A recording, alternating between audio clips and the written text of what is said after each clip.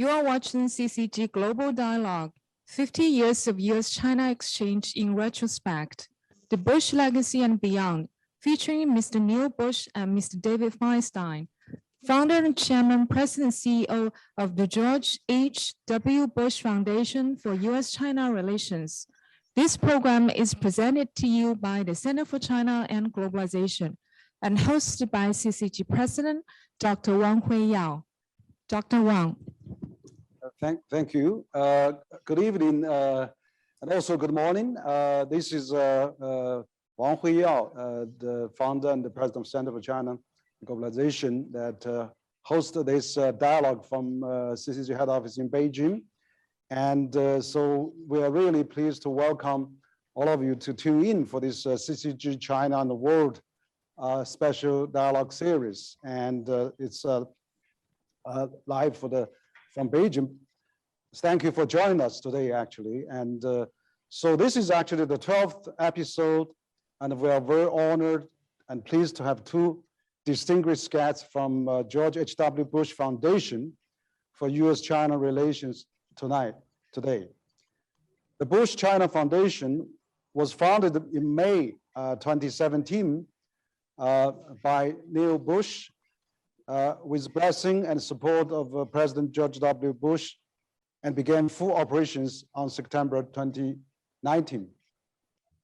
So this actually special dialogue event was actually as the background of the 50 years anniversary of course, Dr. Kissinger's visit to China, but also started the 50 years of exchanges with China and between China and the US, United States. But this year is also the 50 years of China joining United Nations. I remember George H.W. Bush was actually America's UN ambassador in 1971. That's when China joined the United Nations. So it's a great, it's not a coincidence, you know, China has started a different, this kind of exchange with US 50 years ago. Now also it's the year of China joined the United Nations. Dr. Kissinger visited China in July, and China joined the United Nations in October in 1971. Actually, 50 years ago, half a century. So we know that for both President George H.W. Bush and of course also George W. Bush. I mean, it's very, very probably break the history for the Bush family has two presidents of the United States. It's something that we are very, very honored to have the Bush Foundation that actually talking to us, to our audience in China today. Also, with this background, I want to mention that for the George H.W. Bush, I mean, he actually was the U.S. envoy, and also maybe you can call a bicycle ambassador to China during the U.S. liaison office in Beijing between 1974 and 1975. And so that is really historical for probably the first ambassador status representative of U.S. to China as early as 1974 to 75.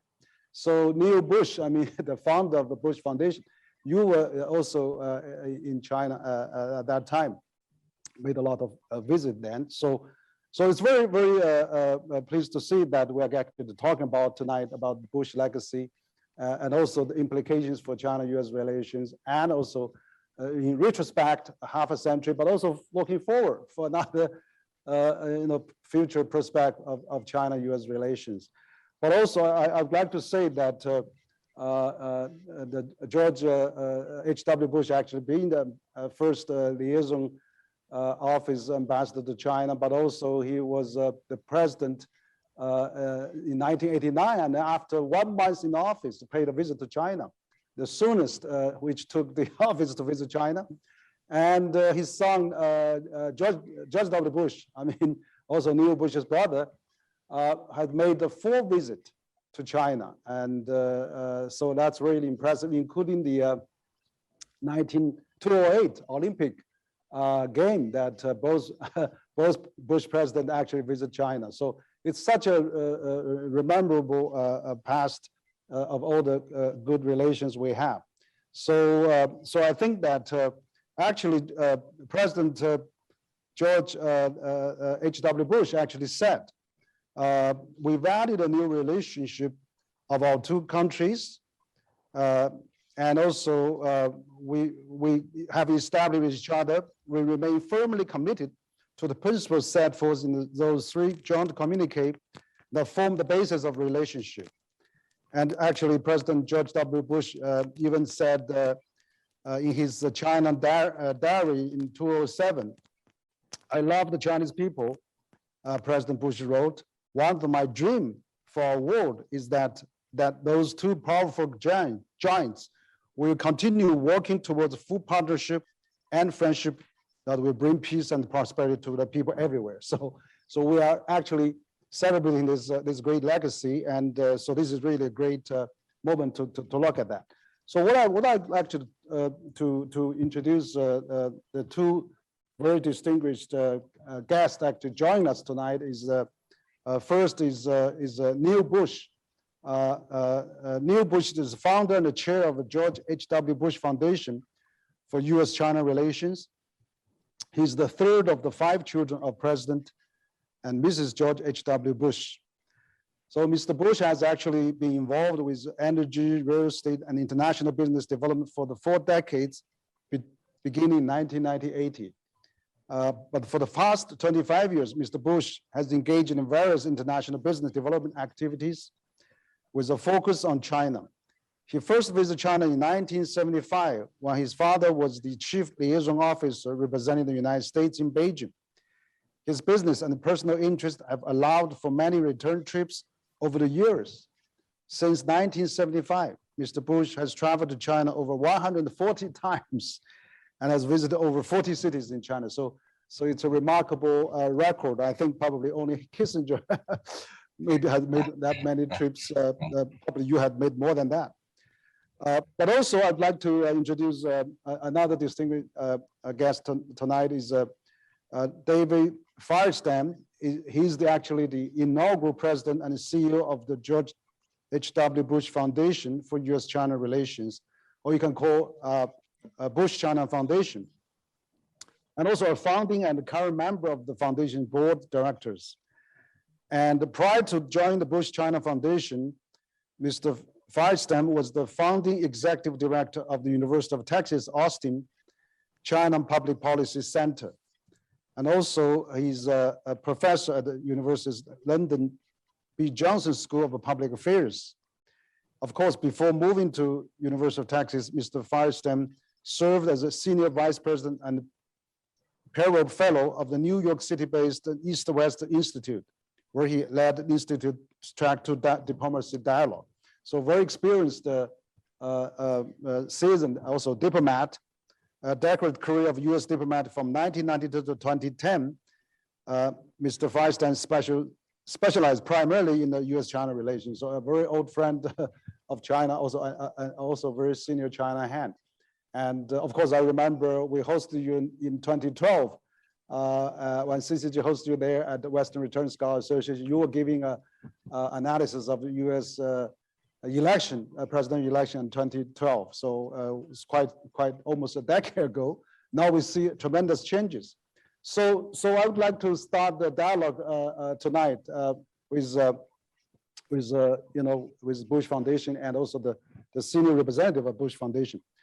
So President George H.W. Bush was the pioneer in the US-China diplomacy. He was the US chief diplomatic envoy in China during the 1974-75, which was before US and China formally established diplomatic ties. So Neil, you first, I remember you said somewhere, you first visited China in 1975, and of course continued travel to China on a regular basis since then. So given you have made to China and traveled to China 100 sometimes, so you have witnessed actually firsthand in the last 4 or 5 decades of the tremendous changes that China has made. So maybe you can give your first assessment of what you see the relationship. First of all, Henry, thank you so much for having us on your show as part of the dialogue. You do such wonderful work, bringing ideas out and helping to inform the public. I think I'll start by reflecting back on October of 1971. You mentioned that the Chinese were admitted, or China was admitted to the UN. I happened to be in New York City during that vote. My dad worked tirelessly promoting the two China representation concept. That was the position of the US government at the time. They got voted down and China was admitted. Taiwan was kicked out. The first thing my dad did when the Chinese delegation arrived into the United States was invite them to a lunch at my grandmother's home in Connecticut to show kind of American hospitality, to welcome them with open arms. And from that point on, his first real contact with Chinese leaders, my dad has, as you pointed out in the letter you referred to, has had an affection for the Chinese people and has high aspirations for how our two great countries should be working together. Yes, I was there in 1975. My three of my siblings and I visited for 5 weeks. We were in Beijing for 4 weeks and then traveled with my mother by train to Wuxi, Nanjing, and Shanghai. And it has been a remarkable thing to sit on the sidelines and to witness this incredible growth that China has experienced over the past 46 years when I was first there. The China I saw in 1975, and I don't want to be offensive to anyone, but was basically freedomless. Everyone was equal. They were equally poor. And that people were friendly towards us. We rode our bikes all over the place, and we were treated very kindly.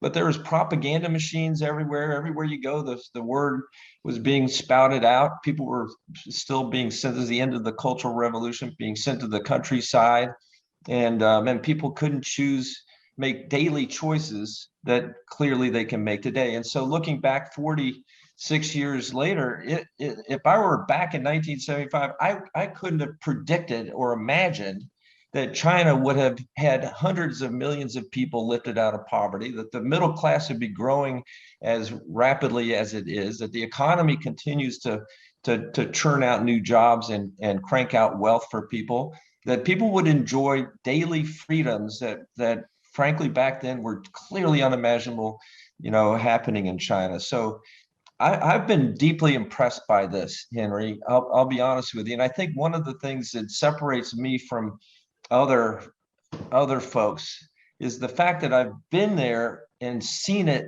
grow over the many years. I've come to some deep conclusions. One, there's no single system that works for every country, that every country needs to develop a system that is suitable and fitting for the conditions of that country. China's system has worked for China. If you look at the results over the many years, over the 46 years since I was there, over the 40-something years since formal ties have been established, the results speak for themselves. And so I'm a believer that, our system works for us, your system, the Chinese system works for China. We need to be respectful of that, and clearly Americans, I've been amazed. I'll stop there and just say that I've been amazed to be able to witness this change in China, and no one could have predicted it back 46 years ago. Yeah, thank you, thank you, Neil. Actually, absolutely, you are the witness of this great transformation that has been taking place in China in the last 4 or 5 decades. I mean, since China joined the UN, and of course, we re-established its position at the UN, but also, since your father as the first envoy to China in 1974-75, that is really how the US and China gradually normalized the relations and paved the way for the great progress. I'm glad to hear that your father actually hosted the launch for the incoming delegates to the UN. That was really early on. That's to show I'm sure that your father was 8 years as a vice president of Ronald Reagan and also served as the president of the United States. I'm sure he has done a lot of memorable work, and also what he was saying that the two great giants should work together. I mean, absolutely, for the benefit of the mankind. He's absolutely right. So what do you still remember some of the things you've seen at the Beijing? You said you're 4 weeks there. I remember your father was named bicycle ambassador. He ride a bike. Yeah. Famous photo at the Tiananmen Square. What about you? When you and your brother and sister came? We had the same experience. We rode bikes all over the place. It was really fun. We rode to Tiananmen Square. I distinctly remember pulling up to a stop sign, where the guards were there with their hands up and stuff, and the crowd of bikes were stopped and gathered. And when those of us that were, from America, kind of white guys, long nose, they'd look over and see us, and they'd almost fall off their bikes. Yeah, we went to the zoo, Henry, to go see the pandas and other animals. And you look behind us, and there's a bigger crowd following us at the zoo than there were looking at the animals. We were such a, anyway, but it was a friendly, adventure for us. One of the things I observed, and this is something Dad and I talked about during that trip, was that if you observed Chinese consumers, Chinese individuals walking by like a bike shop, or a shop that had like kitchen utensils or whatever, you could see in their eyes that they wanted more, that they wanted a better bike, a better flying pigeon or whatever bike. And so it was pretty clear that there were aspirations even then that have now led to this incredible, growth and realization of potential. But yeah, no, I have vivid memories of it. And now I go back to China, and cars everywhere. It's like totally transformed. It's an amazing transformation, high-speed rail, and internet connectivity everywhere. It's like a whole new world that couldn't have been imagined back in the bicycle riding days of the 1970s.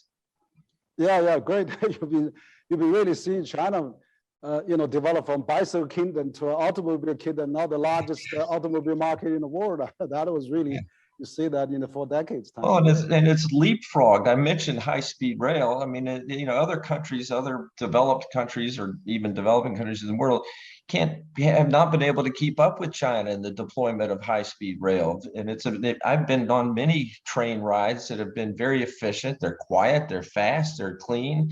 And there's a leapfrog capability that China's enjoying that really sets it apart in many respects. Anyway, so yeah, it's gone from bicycles to the car consuming capital of the world, and also now leapfrog to the high-speed rail. Yes, that's right. You see that all the development stages. So David, and you also lived in China for many years, and you've been actually 20 years involved with China as well as a diplomat, but also now you are still working on this. So what's your impression on China, and probably also what now you are president of the Bush China Foundation now. So what is your memories, and also how do you think the Bush Foundation, for both Neil and you, to take this forward? Maybe you can give me more discussion on that, David. Well, Henry, thank you so much. And again, it's an honor to be with you, and I'm so grateful for the opportunity to have this conversation. I first went to China in 1984, so 9 years later than Neil did, and yet I absolutely understand everything that Neil's saying in terms of the transformation that has occurred in China, and the degree to which average people since the 1970s and 1980s to the present date have seen their ability to make choices for themselves in their daily lives. That ability has grown in ways that, just as Neil said, were really unimaginable, I think, to the average Chinese citizen back in the 1970s or in the 1980s when I first visited China as a teenager, but just the ability to choose whether to go to college or what your major might be, or to choose to perhaps study abroad and do undergraduate work abroad rather than in China. The ability to choose where you live and to purchase a home, the ability to choose where you work or how long you work there. In the old unit system or danwei system back in the old days, you didn't have a say over where you worked and whether you could quit and so forth and so on. And now all those choices are available to average people all across the country. The ability to, have those kinds of decisions within your own grasp and within your own decision-making authority, that's probably the most fundamental transformation that I have seen in China, very much as Neil laid out. And I think if I were summarizing it in kind of one idea or one sentence, it would be that when I first visited China in the 1980s, I think the average citizen didn't feel that they had a lot of control over their own destiny with respect to these myriad really important decisions in their personal lives. But now, and certainly I think since the 1990s and unquestionably today, the average Chinese citizen, I think, feels that they have vastly more ability to shape their future than they did in the 1970s, 1980s, and so on. So it has been an incredible transformation. And of course, that's to say nothing of the physical transformation that's occurred in China and that you, Henry, and Neil were just discussing. At the Bush China Foundation, or the George H.W. Bush Foundation for US-China Relations, our mission is to advance the US-China relationship in ways that reflect the ethos, spirit, and values of President George H.W. Bush. And as you mentioned at the outset, when Neil founded the George H.W. Bush Foundation for US-China Relations with the blessing and support of his father, George H.W. Bush, that was very much the mindset. And I am so honored to be able to work side by side with Neil to carry forward the George H.W. Bush vision for the relationship. Henry, you mentioned one of President George H.W. Bush's most famous quotes when it comes to China, and it's one that we talk about all the time at the foundation. But I want to note that fundamentally, the George H.W. Bush vision for the relationship is grounded in two beliefs, core beliefs, I would say. Number one, that the US-China relationship is the single most consequential bilateral relationship in the world. And in fact, I would say in the history of the world. And number two, that no major international problem or challenge can be enduringly resolved in the absence of effective US-China cooperation. That's what President George H.W. Bush believed. That's what Neil believes. That's what I believe. And that's what our foundation is all about, is to try to facilitate US-China engagement and collaboration, not out of altruism, but because it is good for both countries, it is good for the relationship, and it's good for the world. And I couldn't be more proud to work for and with Neil and to be a part of this incredible foundation. Yeah, thank you, David. Actually, absolutely. I mean, the Bush China Foundation has done many things. I noticed in the last 2 years, actually several years, you've done the conferences, you've done webinars related with many areas. So exactly, we need this foundation to actually to have better understanding and promote exchanges between our two countries. Well, Henry, yeah, Henry, I'd like to piggyback off of that comment by reminding you and others that my dad, after he retired from the presidency, chose to be active in establishing dialogue, much like your program, Henry, between China and the United States. And he did so in the form of a conference, a US-China relations conference that he co-hosted with an old friend, Madam Li Xiaolin, on the Chinese side. That conference he attended, he actively promoted, he brought in representation from the US side, the Chinese side, brought in equal representation. And I think he attended 5 or 6, David, do you recall? But he attended and hosted 5 or 6 of those. So that was basically the founding of our organization. Now, those are the roots of where our organization, sprouted from. And as he got older and couldn't actually participate in these conferences, he asked me to chair from the U.S. side, and it just spun out. Out of that spun the George H.W. Bush Foundation for U.S.-China relations, and he was very pleased to see that the programmatic activity, starting with what he started, the conference, has now expanded to many other areas under David's very, very capable leadership. And by the way, I don't know if your audience would like to hear this, but David speaks like perfectly fluent Chinese. It's like apparently amazing, amazing Chinese. After 140 visits, you'd think I'd be able to say, like one more beer, please. But that's about ni hao and sai jian. But anyway, David speaks fluent Chinese. He's a great leader for our organization. Yeah, no, I absolutely agree with you. I mean, absolutely. I see that George H.W. Bush has actually started this tradition of this China-U.S. conference for many years. I remember many friends has attended that and has speak highly of the efforts of the conference in promoting the exchanges and the dialogues and the understanding of the two countries. But also, in all this time, it is really very valuable, giving his advice and his presence. I'm glad that you succeeded him in doing this, and also now coupled with David. I know David is a perfect China hand. I mean, he spoke probably one of the best foreigners speak Mandarin that you could find. He has interpreted for many senior people too. So I remember when we invited David to come to speak at the CCG event in 2012.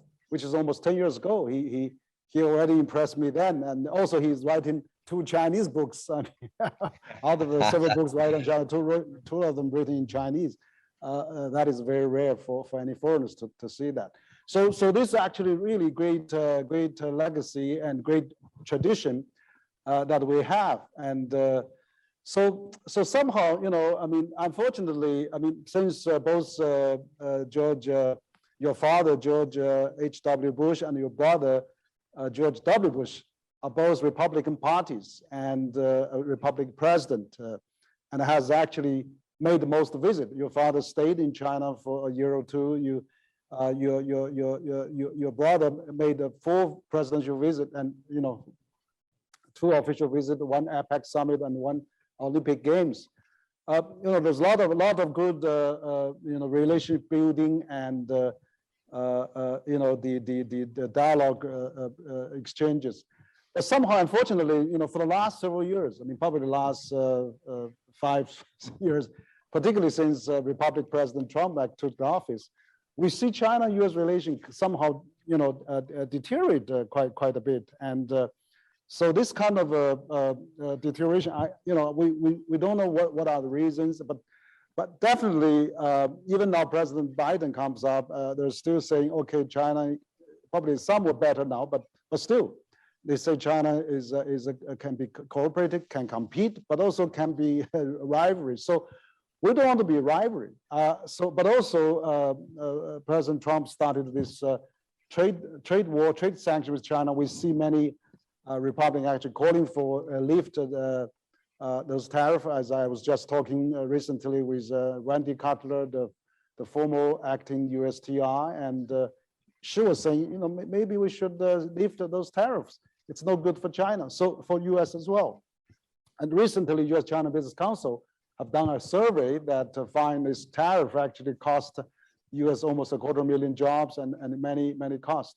But still, China and US trade is still China imported as much as increase in steel, and also the trade has increased. So what do you assess this current China-U.S. relations, and how we can really improve that? How we can really maybe get a bit normalcy there, rather than we are now in such kind of deteriorated position. And of course, also I've been talking with a number of U.S. opinion leaders like Graham Allison, Joseph Nye, and of course, John Thornton just recently, and of course, think tank heads and Susan Thornton and Ambassador Roy. I mean, many of them. They all say, we shouldn't have a Cold War. We should not decouple, and they have all that kind of a consensus. Of course, how can both countries work better towards a better relation, given your foundation's view, maybe your personal view as well? I might take a high level stab at this and then let David dive deeper. Sure. First of all, you referenced the deterioration in the relationship, and it strikes me that there are a number of converging factors that have led to the U.S. side becoming fearful of China's rise, and that fear is reflected in rhetoric that has become, under the Trump administration, quite harsh, and with that became kind of an isolationist approach of stepping back and not having dialogue. My dad believed at his core that that countries and families and friends need to stay in touch with one another in order to better understand one another, in order to put yourself in the other guy's shoes, so that when conflict arises, you can address those conflicts in a mature way. We got away from that for 5 years or so, and maybe even prior to that. David can give his analysis. That coupled with the U.S. problem of kind of America first, build the wall, anti-immigrant, we're the greatest country on the face of the planet, and to see China's economic rise to where it's now at parity or just behind the U.S. economy on a gross basis, not per capita, but on a gross basis. That a lot of politicians are fearful of losing our prominence in that way. And then a third factor is politically, given that there's not very good information about China floating around in this ecosystem in the U.S. Politically, China's an easy target. We see politicians blasting the Communist Party as though it was the party that was kind of manifested itself in different ways very early in the People's Republic of China's history. So there's a lot of China bashing, and it gets to the Thucydides trap issue, that as China rises and America, being the prominent power in the world, faces this rising power, how are we going to react? And a lot of people in our country, many politicians, are reacting quite poorly to it and thinking that China is a existential threat to our economic and to our national security. And by the way, I'll quickly hasten to add that clearly any bilateral relationship is going to have issues between countries. We have issues with France, we have issues with Germany, we have issues with Israel, we have issues with our closest friends. We're going to have issues with China, and we're going to address, as Americans, we have values that we stand firmly behind. We're going to express those values in a way, hopefully in a way that's respectful and not finger pointing or in a derogatory way, but we'll express our values in the hopes that we can help shape outcomes and that kind of thing. But the ultimate goal should be to come together as often as possible in as many different ways as possible, and to resolve challenges, respectfully and maturely. I'm going to let David, talk about the tariffs thing. My view of the tariffs is it was such a stupid idea to start with. The idea of raising tariffs that was a tax to American consumers, hurting American business, which David can get into the statistics. I mean, it was a non-starter. Trump's idea, and I think people behind Trump, their idea was that if we have a trade deficit with a country, we've got to redress that by putting up tariffs and balancing out the trade. The reality is that in global trade, some countries have goods that are good quality goods that are provided at a lower cost that richer countries want to buy. And poorer countries, developing countries, can't afford to buy the stuff from the poorer countries. So therefore, there's going to be a trade imbalance, and that's okay. There's nothing wrong with that. There's nothing in economics 101 that says that a trade imbalance is unnatural or inappropriate or bad. And so it was a silly thesis in the first place. I think it may have been deep down inside, the logic might have been to be punitive towards the Chinese, to try to set the Chinese economy back, but that was illogical as well. So it was a failed policy that needs to be reversed. And anyway, David, I'll let you clean up my mess. Go ahead. Thank you. Yeah, you raised a lot of good points. Thank you. Yeah, no, David, please. Well, Henry, thanks. And Neil, thank you. And just to pick up on the really good points that Neil made about tariffs. I mean, Neil and I both, even before we met each other 3 years ago, were both, very much, very critical of the US policy on tariffs and the Trump tariffs on the same grounds that they're bad for America. They're bad for American companies. They're bad for American workers. They kill jobs, they blow out the deficit, and they do nothing to solve any of the core problems that exist, that actually do exist between the United States and China in the trade area. And I agree fully with everything Neil just said with respect to tariffs. And we as individuals and as a foundation have been very outspoken, maybe more outspoken than almost any other entity in the country when it comes to the how bad for America the tariffs are. Let me cite a couple of things, and then I'll move, Henry, to the broader question that you've asked. But I think this needs to be said. I mean, the numbers are in, the jury is in with respect to the tariffs. We don't have to speculate or offer opinions about it. We can actually look at the factual record. Under President Trump, we had the highest US trade deficit with China in American history. Under President Trump, we had the highest average annual merchandise trade deficit with China of any presidency in the history. So to compare apples to apples, the entire presidency, the average annual deficit with China was higher under Trump than any other previous presidency. So those numbers speak for themselves. It wasn't just a one-year wonder type of phenomenon. It was 4 years. The US trade deficit with the world grew to record levels under President Trump. We lost manufacturing jobs, tens of thousands of them under President Trump. We lost jobs overall, 250,000, as Neil just cited, from the US-China Business Council under these imbecilic policies. The historic US trade surplus with China in agriculture became a trade deficit for the first time in 25 years, something that none of us thought was even possible.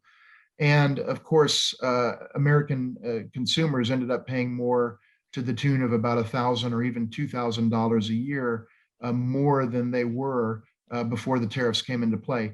By every single metric that you could possibly cite, the tariffs were just exactly as Neil said, an absolutely failed policy that was horrible for America, is horrible for America, and we need to get rid of it. The Trump tariffs were predicated on the idea that comparative advantage doesn't exist. And that is as un-Republican and un-American a thought as you could ever conceive. Comparative advantage does exist. And we have to get back to the idea that the pie gets bigger when countries produce what they're best at producing. And even imperfect trade is better than no trade. So we've got to get back to classical American thinking.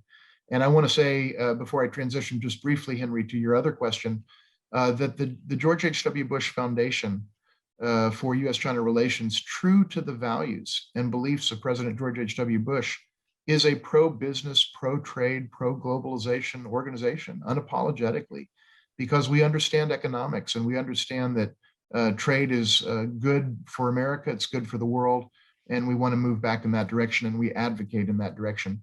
Henry, to your broader question about the fact that originally Republicans were at the cutting edge of getting the US-China relationship in its modern form going back to President Nixon and, of course, Secretary Kissinger, and obviously the incredible role that President George H.W. Bush played and other Republicans along the way.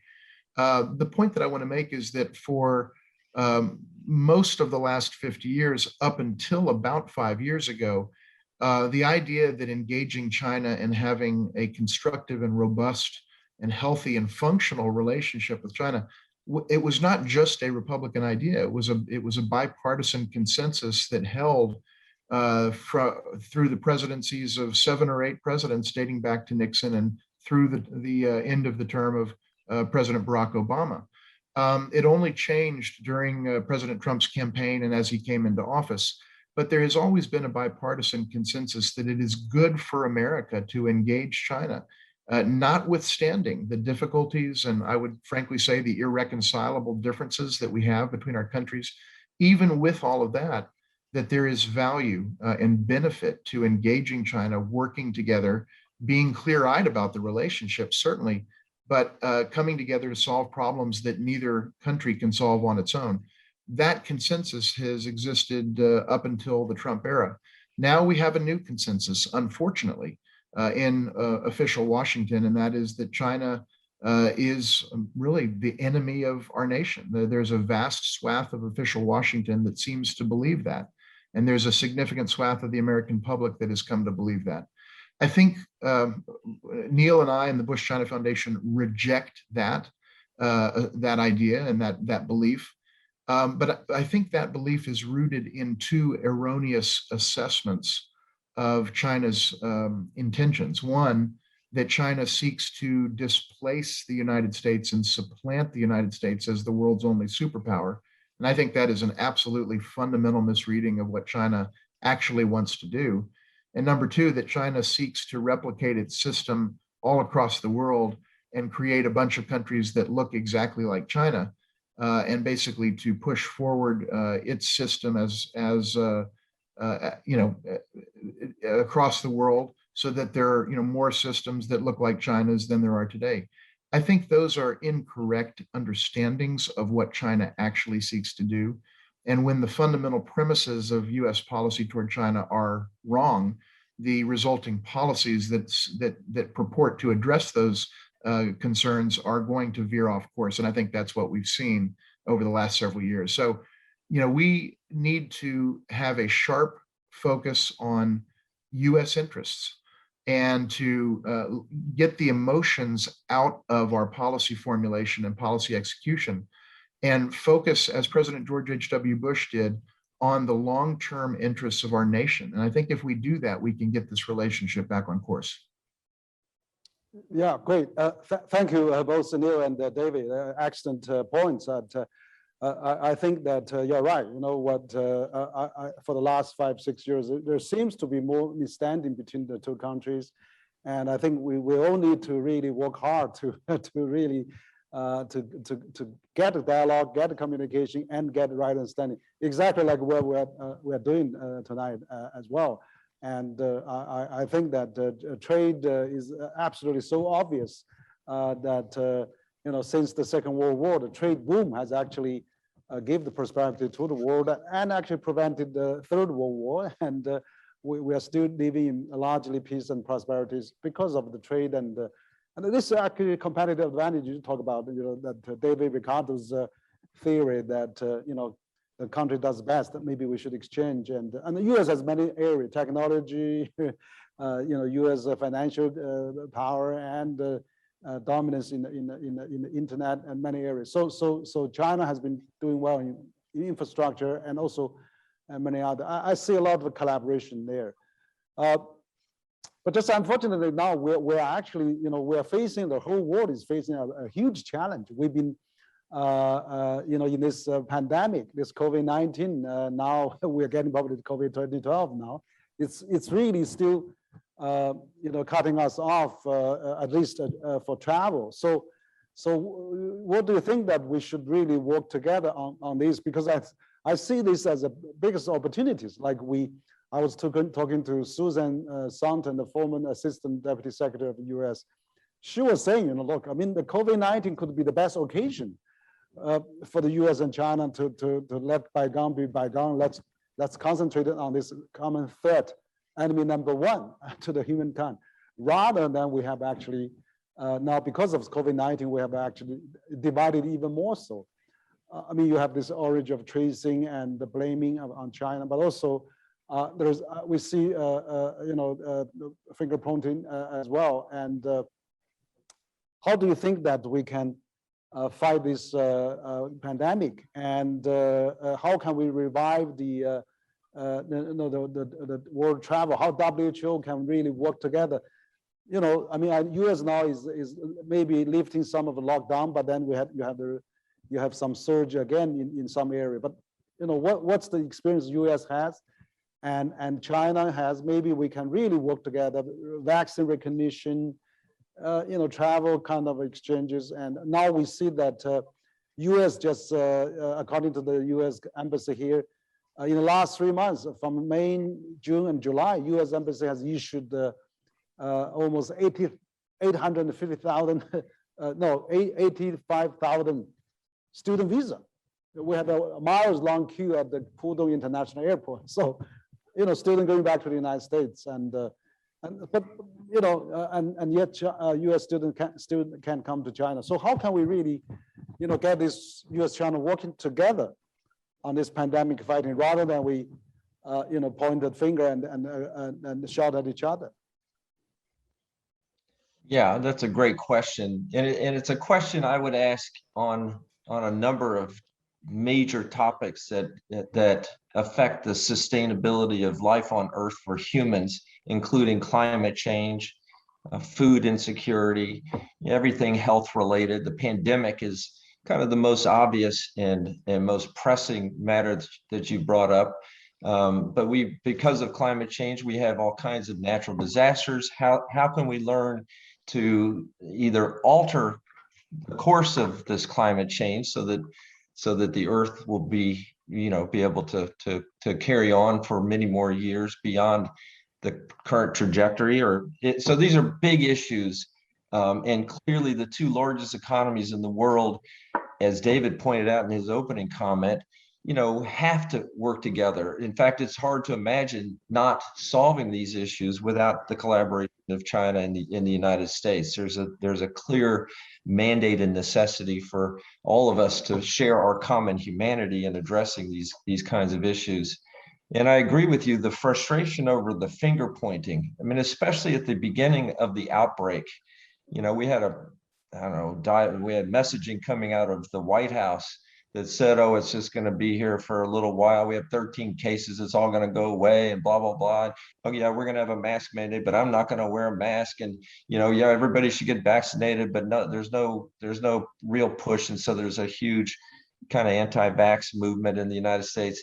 We don't have a national pride or national drive to combat this pandemic in a way that we as a nation could, but we should learn from one another. We should be open-minded about looking at what New Zealand has done and what Australia has done, what China has done, what other countries have done. We should share the best technologies that exist for vaccine development and have manufacturers all over the world convert their manufacturing to vaccine manufacturing of qualified vaccines so that the global population could be more readily vaccinated against this pandemic and the spread of it through the various variants. The drugs that can be administered, all of these kinds of things there needs to be more of a environment of collaboration, which sadly doesn't exist today.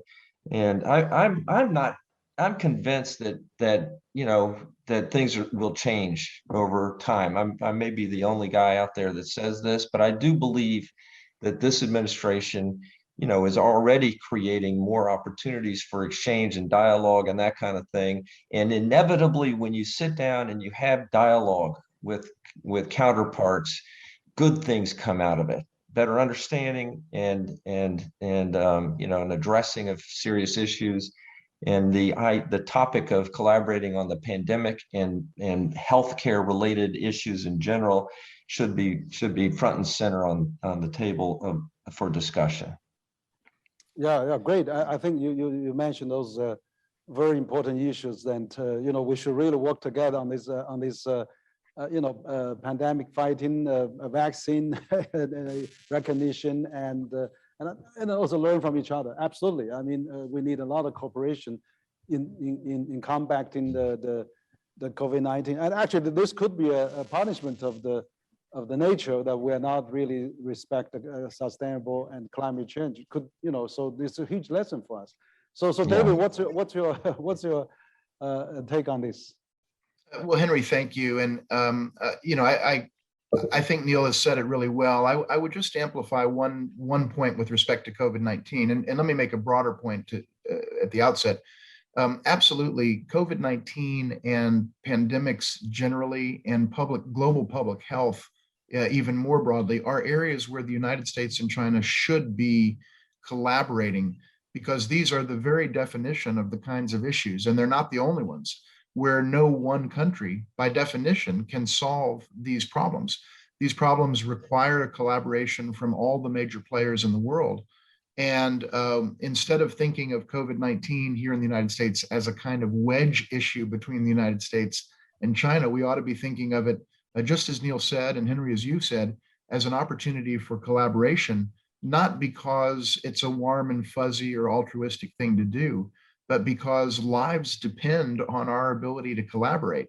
And as I said in an interview a little over a year ago, in May or so of last year, you know, when a house is on fire, the first thing you do is you say, who's in the house and how do we get them out? You don't say who started the fire. And yet we saw in the United States this propensity to demonize China, to lambast China and assume the absolute worst about its motivations. What we really should have been talking about at that time was, how do we save lives and how do we work together to bring as early an end to this pandemic as we possibly can. And with respect to this particular facet of the issue, I just want to say here what I and we as a foundation have said emphatically many times, and that was that the racially charged and I would say racist rhetoric that emanated from President Trump and other senior members of the executive branch, the then Secretary of State, Mr. Pompeo, and members of Congress, was despicable. It was repugnant, it was deplorable, and it was wrong. And it was far beneath the dignity of any office holder in this nation. It is not how we should be communicating. The notion that people were using terms such as, quote, China virus, or quote, Chinese virus, or even worse, quote, Kung flu. This is a disgrace. This brings shame on our nation for any serious political figure elected or appointed to use that kind of reprehensible language. And of course, as a result, and predictably, it drove the numbers of anti-Asian racist violence through the roof.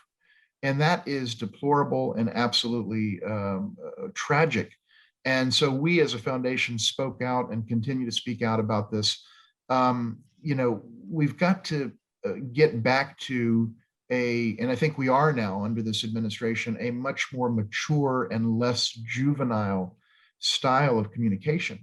Because when you start throwing around these types of terms, any possibility of collaboration goes out the door, even if there really are valuable areas where we ought to be collaborating. So the language matters, the communication matters. And boy, what I wouldn't give to have, a way of thinking about communication and thinking about bringing people together of the type that we saw under the presidency of George H.W. Bush. To his credit, President Joe Biden has gotten rid of that kind of language. He's banned it from the White House. He said he will fire people and he's done it, for using language that is not appropriate for the White House of our nation. And I think we're getting back to some of the norms that were established under many presidents. But that is a really important part of the COVID piece. If we don't communicate in a mature and professional and serious and business-like way, any hope of collaboration that would benefit all of us becomes very remote. Yeah, thank you, Neil and David, for your very open and frank and very positive discussion. I agree. I absolutely agree with you. I think that we need to improve our communication dialogues, and I mean the COVID-19 already separated us. We can't have a face-to-face meetings, so we should really be careful of our languages and of the discussion and in exchanges. I'm glad to see President Biden, when he comes to office, he actually signed an executive order banning the use of ethnic language refers to the virus.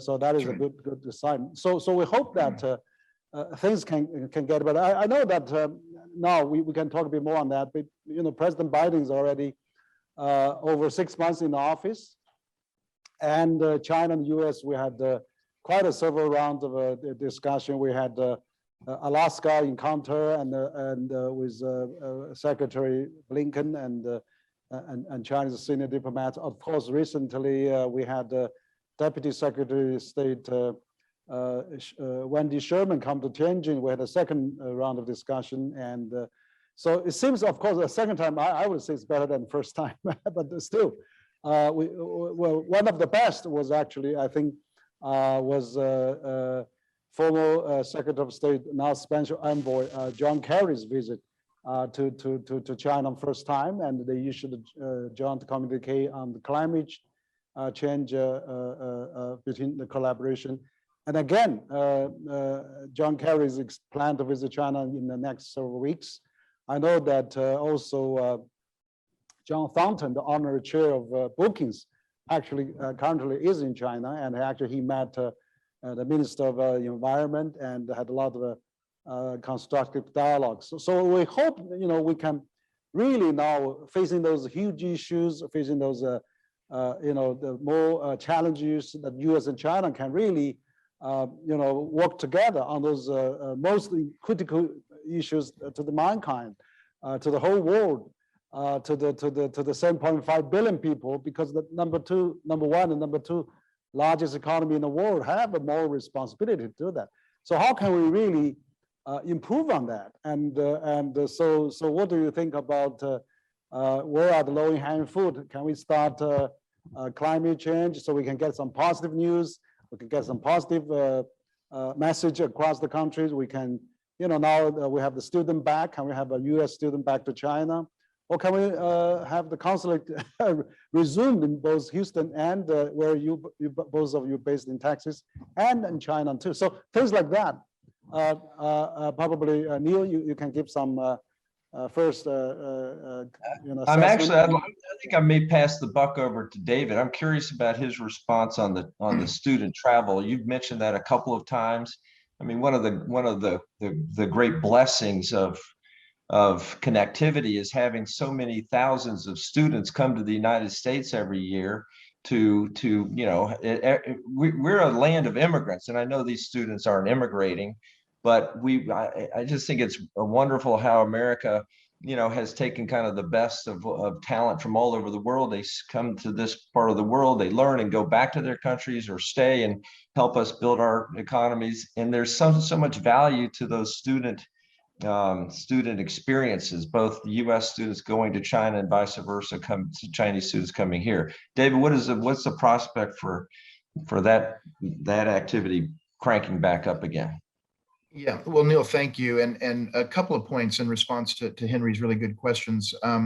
One, first of all, with respect to students, it is encouraging to see us get back toward something that looks more normal in terms of the flow of students and the flow of people within the constraints of COVID-19, which are significant, but at least we're moving back in the right direction. There was a 12-month period where year over year, we actually saw, and I think it was from 2019 to mid 2020, we actually saw a literally 99% drop in US student visa issuance to Chinese students from, I think it was 80,000 to 800 approximately. That was the scale. At one point we issued 80,000 visas, and then over the next 12 months we issued 800. Some of that obviously was COVID, but a lot of it was also just a fundamentally different view under the Trump administration about the value, or what they would have regarded as the lack of value in having students from China come to this country. What Neil, what you understand and what I understand, and I think what Henry understands, is that actually there's huge value in having students from all over the world come to this country and contribute to our research and development, contribute to scholarship at universities, contribute to the development of new ideas and innovation, new companies. And the notion that by turning off that spigot and shutting that down, that's good for America, is just about as dumb an idea in terms of the modern 21st century economy as I can imagine.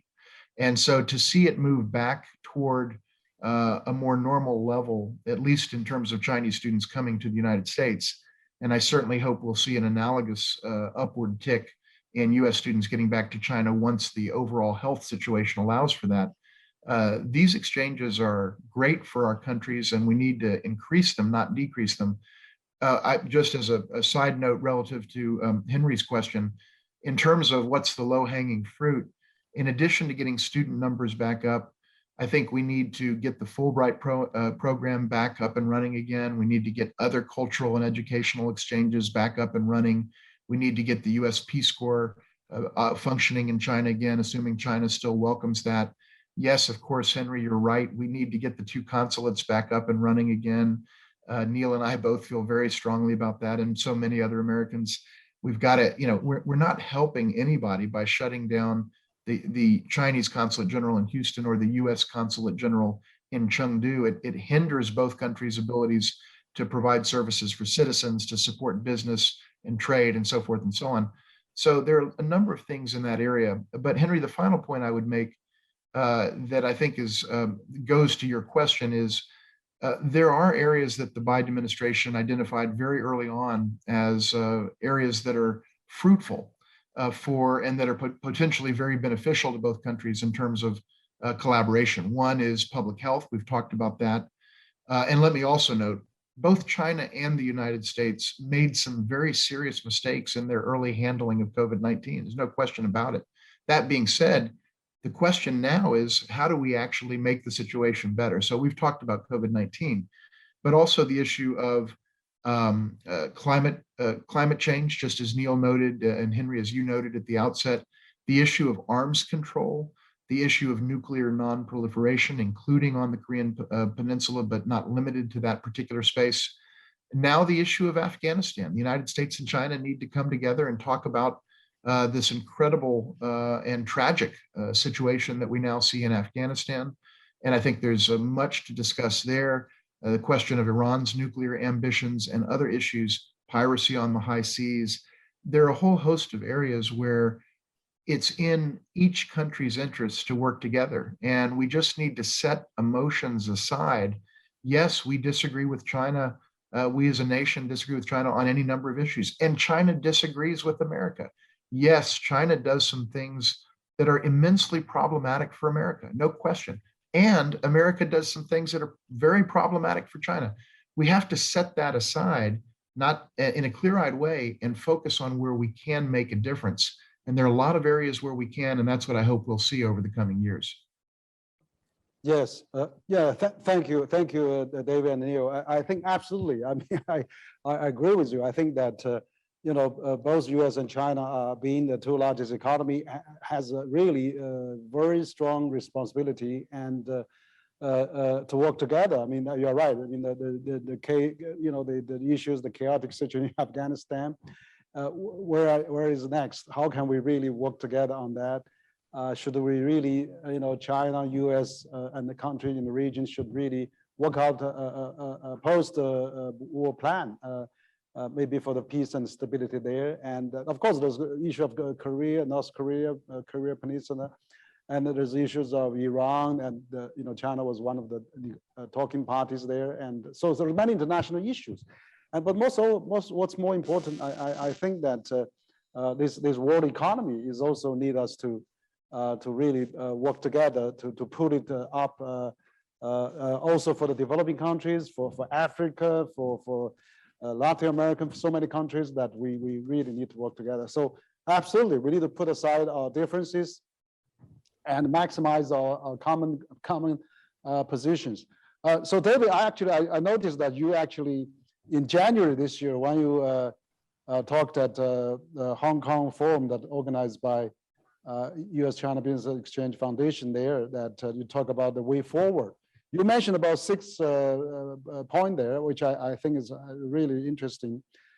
You said, of course, we should reopen 2 consulates in Houston and Chengdu, since you and Georgia and Neil are both in Texas, where the consulate was located. I'm from Chengdu. I mean, I really want to see the consulate open there too. And also, the second recommendation said restore the Fulbright program.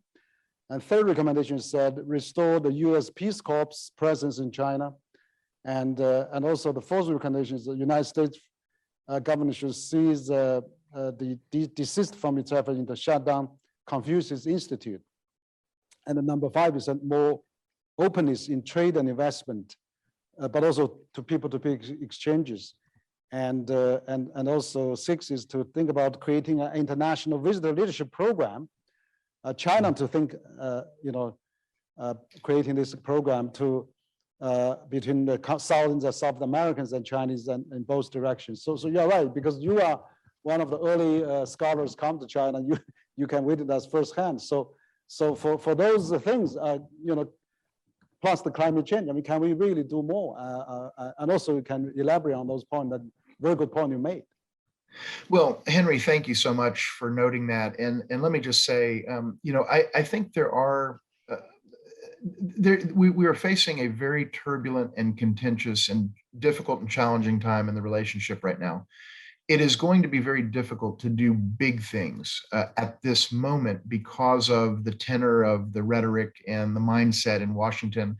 And for that matter, you sometimes hear some heated rhetoric from the Chinese side, et cetera. And so there's a lot of tension there. But so the question becomes, what can be done? And the things that you noted that I had talked about earlier this year, and some of which I mentioned in this discussion, are things that are actually doable. They're not things that are really that controversial. They're not things that are that difficult to do. Most of them can be done with a presidential executive directive or executive order, rather, as they were, in many cases, undone by Trump with an executive order. So can they be restored by the same mechanism? And so you're not talking about new legislation, which would be a very, very difficult thing to achieve in this environment. And so all of those things, I think, are just, I propose that we do them not because they're good for China, but because they're good for America. And yes, they're also good for the relationship. And they can serve as confidence building measures that can get these two countries moving back in a direction where we're actually speaking to each other in a business-like way and focusing on solving problems. The one thing I would amplify, Henry, from the kind of list that you just mentioned of proposals I had made earlier in the year, is I do think China, this issue of what I referred to as the International Visitor Leadership Program, or IVLP, that is a program that exists in the United States, whereby many thousands of foreign citizens come to the United States at the expense of the American government, the federal government, and the US taxpayer. And they come and spend 2 or 3 weeks, it used to be 4 weeks, in the United States. And they learn about this country firsthand by traveling across the country, meeting people, and learning about America, as we would say, warts and all, not just propaganda, but hey, here's the things we're doing well. Here's the things we're not doing well. And going back with a better and more textured understanding to their country of the United States. I think if China were to do something like that, it would be very beneficial, because not all, but many of the harshest critics of China in the United States have never been in China or never lived in China. Unlike Neil, unlike me, and unlike many others, they haven't actually interacted with Chinese people at a human level in many, many cases. And so they don't necessarily have their fingers on the pulse of what's happening in that country in the same way. And so I think China would be well served to create what I've called, and what the US government calls, an international visitor leadership program, and literally bring thousands or even tens of thousands of Americans to China every year in the way that the United States brings foreign citizens, including Chinese, to the United States, and help more Americans get a much better understanding of the real China, warts and all, the good things, the bad things, the things we agree with, the things we disagree with, because that foundation of understanding can lead to some really good things. And I think China underinvests in people-to-people exchanges of this type. And I think China would be well served to invest more. And frankly, the United States would be well served to invest more as well. We need it more than ever during this very challenging period in US-China relations. Yeah, absolutely. I agree. I think that we hope that we can restore the Fulbright program from the US, but particularly you make a very good recommendation that China probably should set up international visitor leadership program that we can have, like US did in the past, and we can bring hundreds and thousands of US leaders and things like that to visit China and also to understand China, because seeing is believing, and you know, when people come and then really interact and have this human touch and human bond, that will greatly change many things going forward. As a matter of fact, CCG, we recently did launched international young leaders dialogue program together with a partner, and actually that program we are not able to attract people from outside China, but we're doing those international young talents already in China. That was really going on very well. We had organized 6 trips, visited 6 provinces, over 100 of them, and among 30 of them actually wrote to President Xi, and the President Xi replied to them, and it was really encouraging, this kind of a move, and hope to bring more people to come to China, to visit China and see the real China. So I think your suggestion is just very timely, and I'm sure this could be a very good recommendations. So now, Neil, I would like to ask a question for you as well. And you're based in Texas. We know Texas is really abundant for the energy. The energy cooperation between China and the US is one of the big area. I remember when President Trump came to China in 2017, he signed over $250 billion various deals, and a big chunk of that is energy deal, and from Texas, from Alaska. So we see, before he started the trade war, we see a lot of cooperations going on then, and also, of course, I did some study there, and because if you want to import the energy or whether shale gas or LNG from the inland of Texas to the port, and then port to China, the cost from inland to the Texas port is double the tax port to China. So there's lack of infrastructure in the Texas in really export to China, and actually China companies could help on that, on those infrastructures, but JV with US companies to do that. So that's one area. The other area is also Texas is a great center for US in the airspace and aviation and things like that. And there could be potential for China and US to collaborate in our aerospace. We see now the famous businessman now flying out of space.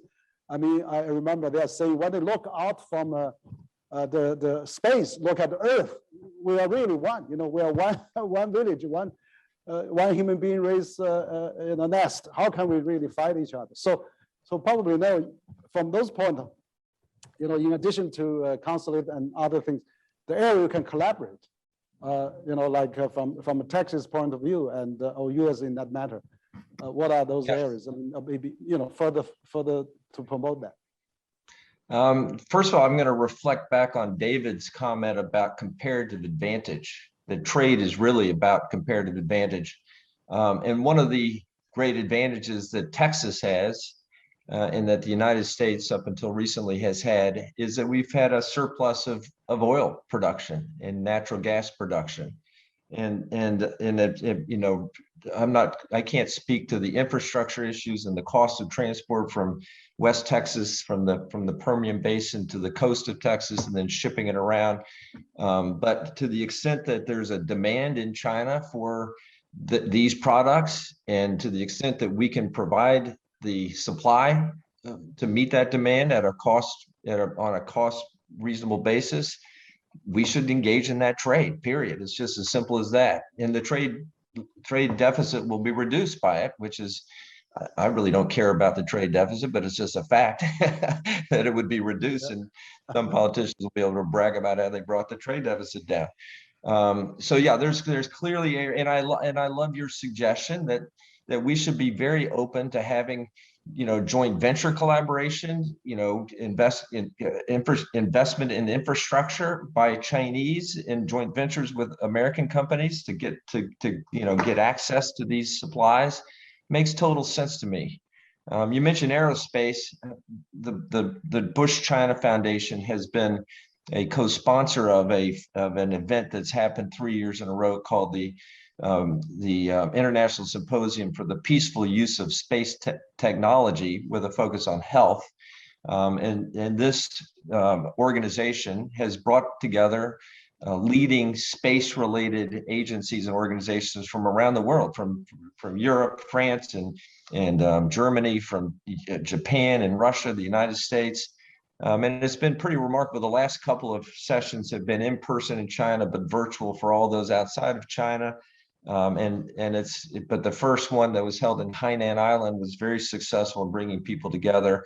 And yeah, I'm not sure about the privatization of space and how that, because there's going to be competition, to get out there to try to attract customers, to make the economics of space travel for tourists, competitive. But there's all kinds of science that can be gleaned from space related work.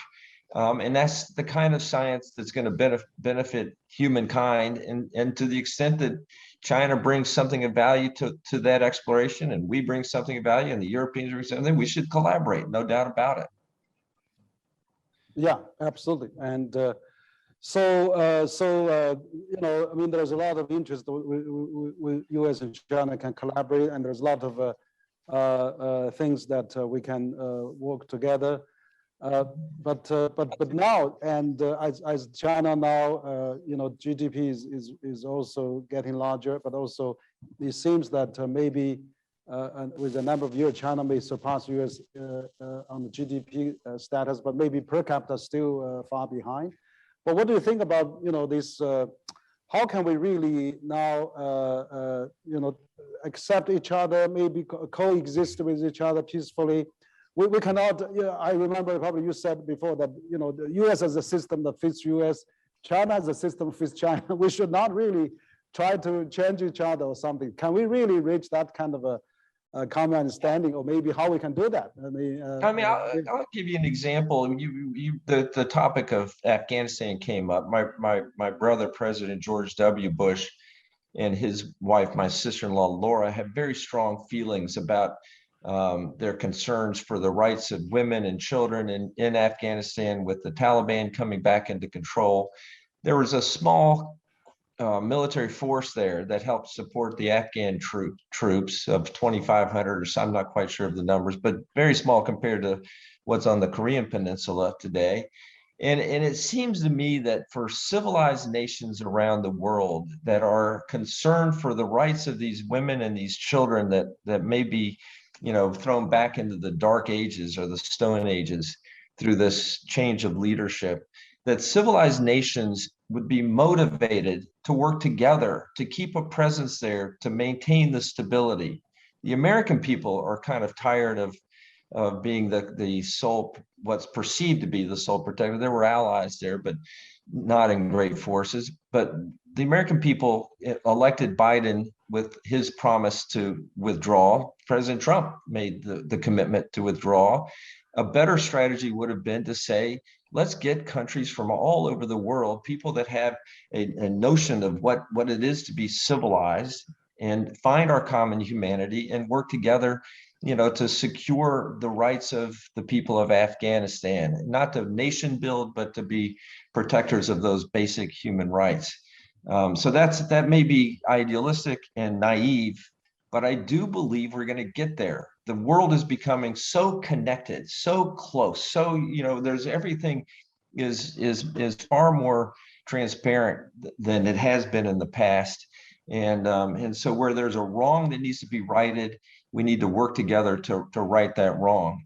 And of course, I'm on the edge of very controversial issues here, specifically related to the treatment of minorities in Xinjiang, for example. I just hope the Chinese are very, very transparent about what's going on there, and that the truth be known so that the world can settle down. And and in the meantime, I'm all in favor of America expressing our values, that where there are human rights challenges, let's bring people from all over the world to put pressure on it to address those human rights related issues. And that relates to Afghanistan and other places in the world today. Yeah, yeah, no, yeah. I think that's exactly. I think the more communication and as I said, the visit of each other is so crucial. As a matter of fact, I mean, Xinjiang now is really welcoming foreigners to visit. I mean, so because of the COVID, we really hope that more people come to Xinjiang and visit that, and that probably will clear things up, as you said. I've been to Xinjiang twice, by the way, not recently, but I've been there twice and okay, we really hope enjoy. you come back again. We'd love to Okay. show you around Okay. again. Yeah, please, yes. So David, what's your take on the question about how we can really, can we really coexist peacefully together, and maybe gradually accept each other differences? Because, for example, this COVID-19, China has been managing well with China basically putting a lot of community interests on the individual interest, whereas US is really emphasize human rights and cannot violate, and that the whole society actually has less freedom, whereas China probably individually you suffer a bit, but the whole society gained a lot of freedom and right on that. So what's your ideas on that? Well, Henry, thanks. That's a great question. And let me just say, first of all, back on the topic of energy, I want to make a quick point, and then I'll come to the broader and very important topic that you've raised in terms of how we can, go forward together. On energy, just to amplify some of the really good points that Neil made, we at the Bush China Foundation care a lot about the issue of energy. We've been advocates for an idea that we coined, called the US China Energy Free Trade and Investment Agreement, or US EFTIA, or FTIA as we call it. And the US China Energy Free Trade and Investment Agreement is an idea that we are advocating, that we're building out, and that we hope we can advocate for the implementation of. And it's a very simple concept at the conceptual level. And it's exactly what Neil said. In terms of energy, the United States has it, China needs it, so let's do it. It's pretty simple. We can genuinely create a win-win in the energy area. And our idea is take energy out of the trade war, fast track it for a more robust trade and exchange, and create the legislative and policy context and regulatory predictability so that the infrastructure investments, Henry, that you mentioned can be made, and so that we can export, for example, liquefied natural gas, which Texas has in huge abundance, to China, which has said that it wants to double its liquefied natural gas consumption over the next 10 years or so, and move from 7% of the energy mix to 15%. It's a perfect scenario where we can sell something that we have, China can buy something that it needs, we can put a Texas-sized dent in the US deficit for those who care about that, just as Neil said exactly correctly. And everybody walks away a winner, and America walks away a winner, but the state of Texas really walks away a winner, and others that produce liquefied natural gas. It's an obvious idea. The reason that we don't see the kind of trade in that area is because of the legislative policy and regulatory unpredictability that we have seen surge in the last several years. Nobody wants to make the investment of billions or tens of billions of dollars that would allow this trade to occur in terms of terminals that can deal with liquefied natural gas and so on. And the bottom line is, this is an easy one and we ought to do it. So we've been advocating that. And just very briefly, we've also advocated for the idea of the United States and China actually working together, governments, former government officials, business leaders, nonprofits, and others, to come together to mitigate the impact of energy poverty in the developing world, and specifically in what we might term the bottom billion, to use the term that was coined by others, by another author. And to one of the big problems among the 1/7 of the population that is least fortunate or poorest is energy poverty. And so what can the United States and China do together to alleviate and mitigate the impacts of energy poverty on that segment of the global population? We're working with the Rockefeller Foundation on a really interesting project in that area. But Henry, to your broader point, I think the one thing I just want to say is that those of us, I think, who understand China well and who've lived there, been there many times, et cetera, understand something that we don't often say, but that I think is true. And that is a number of the differences between the United States and China are simply irreconcilable, period. We are never going to see eye to eye on those issues. We're never probably going to see eye to eye on the issue of Taiwan, for example. China has its view, the United States has its view. The views are essentially irreconcilable. We're not going to see the issue of the South China Sea the same way. China has its long-held view. The United States and many other countries have a very different view. We're not going to get to a point where we have a meeting, come away from it and say, hey, now we agree on it. So there are some irreconcilable, and by the way, same for Hong Kong, same for the issue of human rights and a number of other issues. So the point is, given that there are differences that will always be part of the fabric of the relationship between our two countries, how do we manage the relationship in light of that? And I think the view that Neil and that I and that the Bush-China Foundation and other moderates in the United States, the few of them that seem to be out there at this time, is it can be done. We can have a business-like and a functional, constructive, results-oriented, mutually beneficial and politically sustainable relationship, even with those differences being unreconciled. And we ought to aspire to do that. And rather than say, look, because we disagree on all these different profound issues, let's take our ball and go home. We advocate the opposite. We advocate, Neil advocates, I advocate, the Bush-China Foundation, for the idea that this is all the more reason that we need to come together with a problem-solving mindset. So that's what I would say. I think it can be done. It just requires the vision that George H.W. Bush had, the vision that Neil has as our founder and chairman, and the vision that we seek to give expression to at this foundation. It's possible to do. We're going to keep doing everything we can to move in that direction. And I know that there are many in China that feel the same way, and many in America as well. And we're going to continue to stand strong for that sensible, common sense, moderate perspective on how to move this relationship forward. Thank you, Neil and David. Actually, you made a lot of worthwhile notice point. I think that you are right. We should probably really maximize the commonalities, the common ground, and minimize the differences. Of course, as you said, because of the culture, historical and geographically, all those big differences. There are some differences probably will remain for a long time to come. But definitely, we have such a huge interest, a common interest, not only for the both countries but for the world, that we should really work together so that we can really avoid a catastrophe or maybe a hot war. I mean, these days we had a lot of populism and nationalism on the rising on both sides, and that is really dangerous. I think we, as you said, moderate, but maybe cool heads and realistic. I think we need more people like that in both places. So absolutely important. Now my staff was telling me we had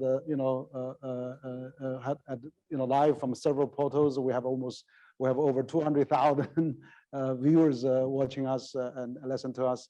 And but we had also collected some questions from online viewers as well, media as well. We have a few questions, so I just read them out. And we have one question from CGTN. Basically, was saying in which area that can China and U.S. cooperate among the pandemic area? I think we already probably covered some of that. But what do you think of Biden's Afghanistan policy? And can China and the U.S. work together in Afghanistan, and how? Those are from CGTN. And then we have another two from China News Agency. Regarding the investigation of origin of virus, some argue that there's more politics into that rather than the scientists into that. And so what do you thought on that, how we can get out of that? And how should China and U.S. cooperate on fighting against a pandemic? So basically, they've been maybe linger on those questions that we touched upon briefly. Perhaps you could give your answer to that as you see fit, and maybe Neil, and then we'll have David. But of course, with the question we just covered before. I'll start on the last question you raised about the origins of the virus. I'm not as concerned, for example, about the origin of climate change, whether humans cause climate change or whether it's a natural occurrence or whether it's some combination. The fact is there's climate change and we need to address it. And there's clearly a role for the US and China and all the nations of the world to lock arms in addressing it. China's got its 2060, carbon neutrality pledge. The governments at all levels, the private sector will be unified in their effort to do that. And I have no doubt that China will be major players in the collaboration to try to address climate change. I mean, the same thing kind of rings true to me with the virus.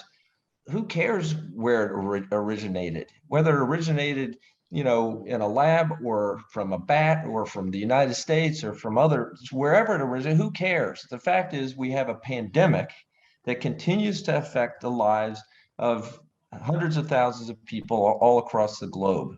And there's a pressing need for mature, civilized nations in the world to work together. And so David may have more specific ideas on how we can work together, but it seems like collaboration is very natural when it comes to something as big as this and the origins of it. And I will put a little caveat that, I reject the idea that there was some malicious effort to release a virus, a virus that causes a pandemic. I think that's a crazy notion that there was some intent from one side or the other, to do this on purpose. So you throw away the crazy conspiracy theories and just assume that there was, an origin of some kind. Doesn't matter where it originated. Let's deal with it together. Yeah, right. Absolutely. I mean, we can't find where AIDS originated. Well, some say in Africa, some say in America. Who cares? I mean, let's cure it. Let's find a cure for that. And Exactly. also, I mean, how would it be so silly for Chinese to invent a virus and the cure itself? It started in China. It doesn't make sense. Yeah. So it's a huge cost. Sense. Yeah. So David, what's your answers to those questions? Yeah, well, thanks, Henry. And let me just start by saying I completely agree with what Neil just said, that the idea that this was something that was unleashed upon the world with intentionality is ludicrous and just not a serious idea. Why would a country unleash something on itself and everyone else that it trades with and so forth? It just doesn't make any sense. So yeah, again, there are areas, I think, within the context of COVID-19 and pandemics more generally that we ought to work on together. Let me make one point at the outset, which is COVID-19 is not going to be the last pandemic that we as a world ever face. I mean, we know that. There will periodically be pandemics. They'll originate here, they'll originate there, meaning this country, country A, country B. And we will have to cope as a global community with pandemics forever, periodically. And so learning how to work together and to actually solve medical and public health and epidemiological problems is a good thing for our countries to be able to do. I think we were able to do that to a greater degree when the relationship was less politically charged than it is at present. And we've gotten away from it, but it's unfortunate for all of us that is so. And rather than focusing on the blame game and demonizing and so forth in any direction, just as Neil said, and as I said earlier, we should have been focused on solving the problem right at the outset. I'll be honest, I've said, and I said in the Global Times, one of China's prominent newspapers, back in May of last year, that I think both the United States and China first chronologically and the United States second chronologically because of the way that the pandemic developed, didn't respond in the earliest stages of COVID-19 to the pandemic with the openness, the transparency, or the sense of urgency that we should have. And I think China made significant mistakes in its early handling. And I think the United States also made significant mistakes in its early handling. Given that, the question now, just as Neil said, is how do we actually work together to solve problems for real people? And I think we can do that in the areas of research and development, vaccine, comparing notes on what's working, what's not working, bringing medical practitioners and public policy experts together around the issue of the Delta variant, specifically helping each other as we did in the early stages in both directions with providing materiel, personal protective equipment. That was a good thing to do. I'm glad that we as a foundation were a part of that, along with many others in both directions. So there are a lot of things that I think we can do, but fundamentally focusing on solving a public health challenge rather than politicizing a medical issue and a public health issue is what we need to be focused on. On the issue of Afghanistan, I think there is clearly an opportunity now because of, unfortunately, the tragic circumstances in the country with the Taliban retaking Afghanistan. There is an opportunity and I think a need for the United States and China as players that have significant interests in Afghanistan coming together and really talking to each other honestly about what we're thinking about the situation, what our assessments of the situation are, what our plans are as individual countries relative to how each country intends to engage Afghanistan going forward. And I think there's a lot that could be done to exchange views. And in fact, the Bush-China Foundation this October, in less than 2 months, will be bringing people together on this topic to kind of get a conversation started. And I'm sure others will be doing that as well. But I think anytime there's a global crisis or a global challenge, the two countries, among others, that have to be at the table are the United States and China as the two largest economies, two members of the P5, permanent members of the Security Council of the United Nations, major global players with presences across economically and in terms of development politically across the globe.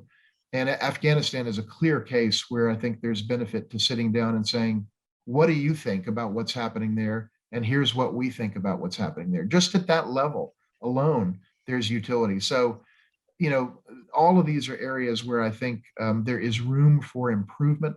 And I hope that we'll see that improvement because, as I've often said, the United States cannot be all that it was meant to become without China. And China cannot be all that it was meant to become without America. We need each other, whether we like it or not, we do. And we've got to get this relationship right because the consequences of getting it wrong are far-reaching and very unpleasant. Great. Thank you, Neil and David, both for voicing such a very clear message. I think that is really very stimulating for people in both countries and probably to the world as well. I think you're absolutely right. We really need to concentrate on working together in solving the pandemic problem and the challenges and preventing the future pandemics. As you said, it may not be just this time, it could come again. And we really have to work together as a human race rather than as a country. So probably we should have a summit of some kind, or maybe WHO should convene big countries together to really work out some recommendations for how to work together. Very importantly, I think that is really facing the whole countries in the world. And of course, Afghanistan, I agree with Neil that probably even before the last evacuation, the US should get every country work together.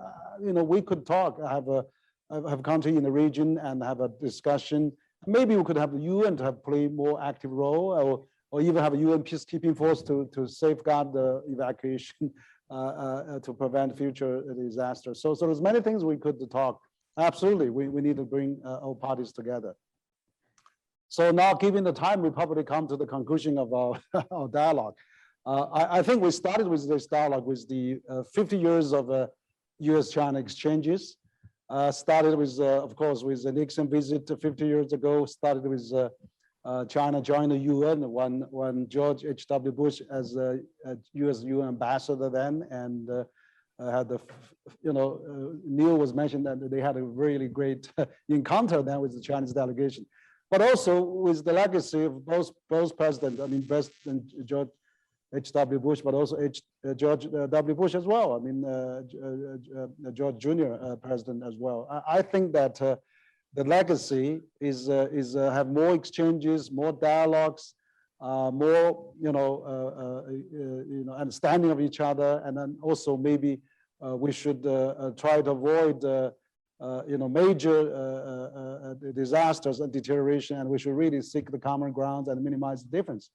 So maybe just in concluding words from both of you, what's your final message to our audience here in China, maybe also around the world, that given the 50 years of anniversary of exchanges between China and US, with China joining the UN for 50 years, with China, first secret visit by Dr. Kissinger to China 50 years ago, and also with the two presidents of Bush, maintaining, promoting, and strengthening the ties during those past years. How can we look forward, and how can we really going forward, given this, Bush, both President Bush, that's really proud of. I'm very honored to have a new Bush the dialogue with us. Your family is really probably one of the greatest in the history that produced the two presidents of the United States.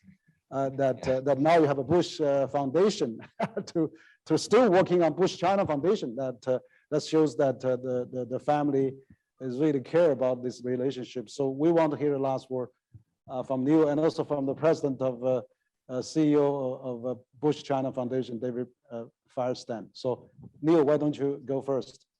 Well, thank you, Henry. I think I'll start by reiterating that my father often said, publicly, openly said, that the bilateral relationship between the United States and China was the most important bilateral relationship in the world.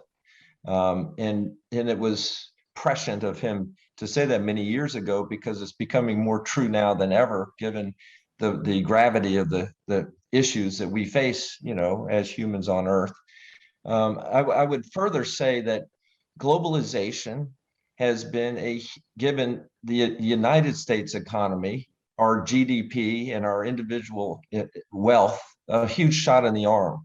Our biggest partner in the world of globalization has been China. So the United States has been a beneficiary of trade, as imperfect as it is, as David pointed out, with all of its warts. This trade relationship has benefited our country tremendously. And there's no doubt that China has been an enormous beneficiary of our trade relationship as well. And as we've had more and more cultural exchanges and student exchanges, there have been millions of Chinese visitors to the United States. They all happily go home to China. There's, it's not like there's something restraining them from getting back into their home or their desire to go home. But the reality is that we've benefited tremendously from this bilateral relationship. And so the past, to me, is what we should look to kind of predicting the future. The future is going to be even better. And we've come into this kind of crazy time where China's rise is all of a sudden being recognized by politicians as a threat to the United States. And once we can get over the hurdle that China doesn't represent a threat of to our national security or to our economy or to our freedoms or to our basic way of life, then and through dialogue we'll establish better understanding and more cooperation. So I pledge to continue to work with David and our team at the Bush China Foundation to do whatever I can to help speak truth and shed light on this very, very important relationship in a way that hopefully will allow for greater collaborations across the board, not only on all these major issues, but on basic things that are taking place day to day. Our governments at all different levels should be having meetings to share and to better understand, to put ourselves in the other guy's shoes, and to create a better, more peaceful and harmonious world as a result. Thank you very much, Neil. Yeah, David, please, your last word. Well, Henry, thank you so much. And let me just conclude by saying, again, it's been an honor to be with you. And this is such a wonderful platform. And we're just grateful for the opportunity to have this conversation. Um, you know, President George H.W. Bush brought incredible vision to the US-China relationship. And fundamentally, he asked himself a question about the relationship that was different than the kind of thing that we're seeing today. Today, political figures are sort of saying, where is the relationship going to be 15 minutes from now when I do my next tweet? And what President George H.W. Bush asked was, where do I want this relationship to be in the service of the interests of our nation 50 years from now and 100 years from now? And that farsightedness, that ability to kind of pay less attention to the headline of the moment and more attention to where this relationship could go over the long haul. That was a hallmark of President George H.W. Bush. And that's what we carry forward at the Bush-China Foundation, the notion that what's happening today is less important than where this relationship is ultimately going to be. And we fundamentally believe, as Neil has noted, and as we've said in this conversation, that the US-China relationship is the single most consequential bilateral relationship in the world. It matters to America. And of course, it matters to China as well. And we've got to get it right. And we have to think in terms of the long term, because the turbulence that we're seeing today will not always be with us. Yes, there will always be disagreements and differences in perspective on some pretty important issues. But the tonality shifts from time to time. The way that we think of different countries can shift based on what's happening in the world. And we're looking at the long-term interests of the United States. That's the angle that we're coming at this relationship from.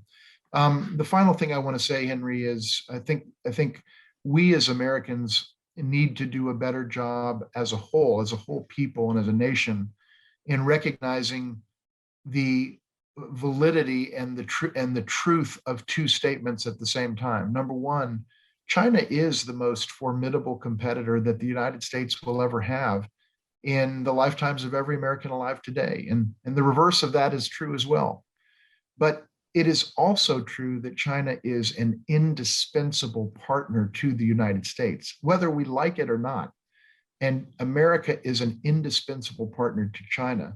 We have a stake in each other's future, and we need to be able to work together with that in mind.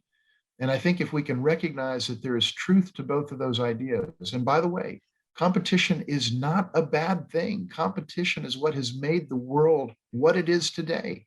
It's generated progress. It's generated the better mousetrap. It's generated technological innovation. So yes, we compete, but yes, we must also cooperate. We understand that at the Bush-China Foundation. And I couldn't be more privileged and honored than to have the opportunity to be Neil's partner in carrying forward the legacy of someone for whom I have extraordinary reverence and respect, President George H.W. Bush. Thank you, David, for your really impressive remarks on the last conclusion. Yeah, I think that half century is really it's long, but also it's short. But I remember when I saw the photos when George H.W. Bush, president, was riding bicycle in Beijing. He was and Neil was such a young age. I'm a teenager then. Now we are all getting senior, getting old now. So what has happened in the last half century has really remarkable. China become, from the one of the poorest country now become one of the second largest economy. That's incredible. I think I agree with you. China-U.S. is indispensable from each other and really need each other. So how can we come together and continue our efforts to maintain such a relation? I think the Bush-China Foundation has done a remarkable job, and also CCG is also, we're trying to become a bridge between China and the outside world. So I hope that we'll continue our dialogue, we'll continue our discussion, but also we'll have those rational, have those reasonable, and also more human touch between our two countries. So Neil, that your father and your brother came to the Beijing Summer Olympics, and the hope that the Winter Olympics in the next February we'll have you come again for the Winter Olympics.